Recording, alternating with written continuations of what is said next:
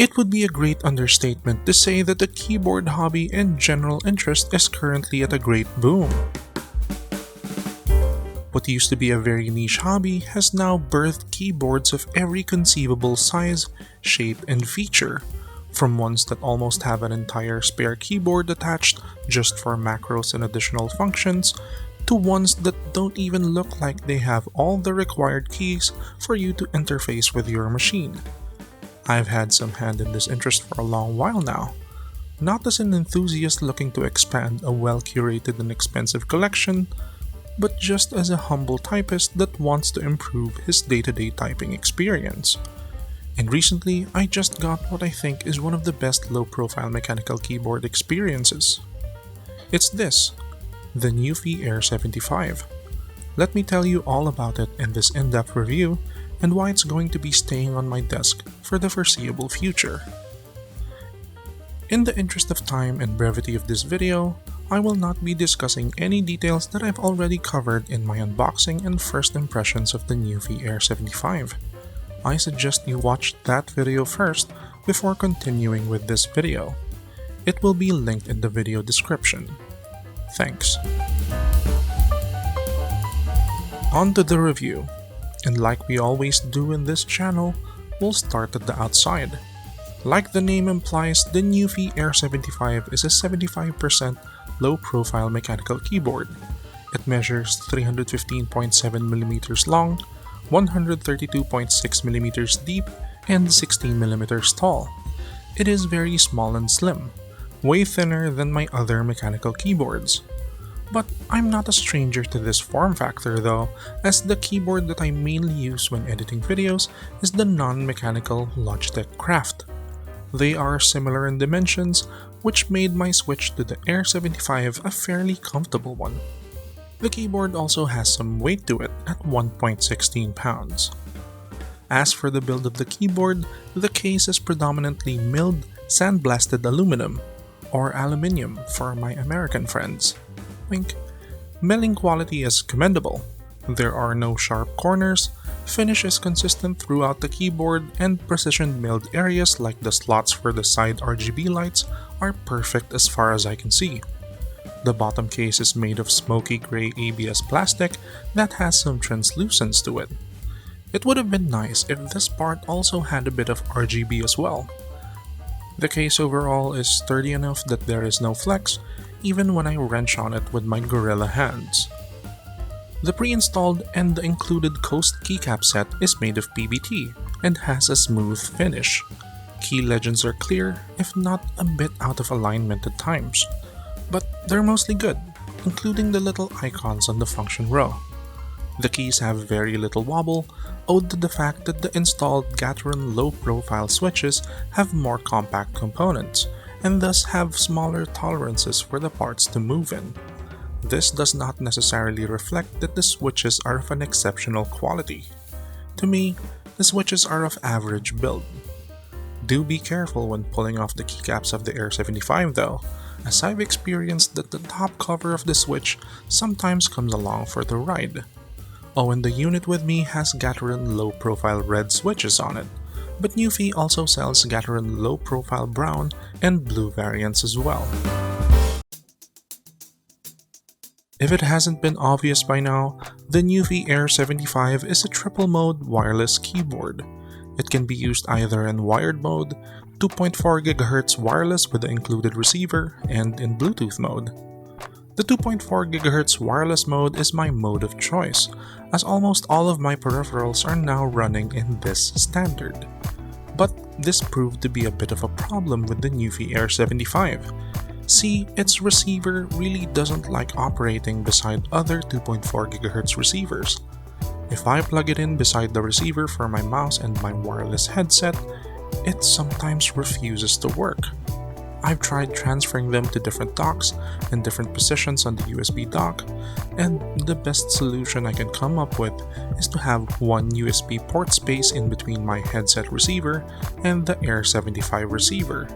For some reason, it needs this room to breathe so it could work properly. I have no qualms with its Bluetooth performance though. Yes, it's not as responsive as the 2.4 GHz mode, especially in games, but it works great enough with my phone and laptops that I don't give them much thought. The Air75 is able to connect to 3 Bluetooth devices at once, seamlessly switching between them through the FN plus 1, 2, or 3 combination. Pretty neat. I would just like to see that feature be reflected on the print for the 1, 2, and 3 keys though. When it comes to RGB lighting, the little details prove to be very impressive on the NuPhy Air75. The side light bars are bright enough and make the keyboard look unique. But the per key RGB can be a bit too subtle, if not too dim outright, because the key legends are not transparent or translucent. Also on this video, I will only be discussing the onboard RGB patterns. NuPhy has released the NuPhy console beta that lets you customize the Air75's RGB lighting, but I haven't been able to get it working. With that said, let's rattle off the different LED patterns that you can achieve with the Air75. We're going to start with the RGB lights off. You can set it this way, or just press FN plus down repeatedly to set the brightness to off. First off, there's the RGB static, RGB breathing with no movement, an RGB cycle, reactive typing per row, rainfall, a 4-zone RGB rotate, a reactive typing wave, starlight, a randomized RGB per key, this kind of a snake, I don't know what to call this, horizontal wave single color, reactive typing per key, an animated V-wave coming from the middle, a scanner type animation, RGB wheel, RGB downward direction. Then a laser kind of thing where the lights animate to meet in the middle and burst. Then bars left and right. A reactive typing and a cross pattern. And back to off. And that's all of it. As you can see in my list, there seems to be no pattern in the arrangement of the lighting presets. A little side note here.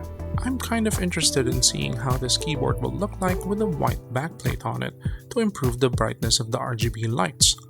Would you like to see that? If so, comment down below. Due to the nature of the Air75 being made for both on-deck laptop use and desktop use, there are no adjustable height feet for it. It has these magnetic feet that raise the angle of the keyboard. On stock, they have a 3.5 degree angle, which the feet raise to 6.5 degrees once installed. I find these to be at a very comfortable angle for typing on a desktop. When used flat, it does take some getting used to, since you're not only missing the feel height, you're also typing on a flat keyboard. But do note though, you can't bring over the feet when you're going to be using the Air75 on a laptop, since it will press some of the buttons. It also matters which laptop you want to use it on. It sits well on my old MacBook Pro and my Legion Slim 7i, but it has some problems sitting on my ROG Zephyrus Duo, which kind of has a unique keyboard setup. You might want to consult NuPhy's forums to check if it will sit well with your laptop keyboard. So, with all that out of the way, how is the NuPhy Air75 as a daily driver keyboard? Well, the experience has been one-sided so far.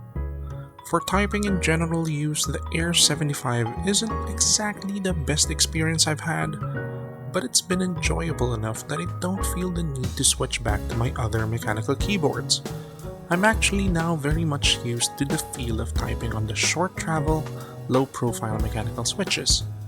The keys can be kind of scratchy out of the box, but not by much. It still offers a great experience overall. If you're very particular with switch feel, you might want to loop these straight out of the box, as to not add too much adjustment time to your change to low profile switches. I've only used it in mobile mode for a grand total of 3 times with my phone. It worked well with absolutely no issues in connectivity.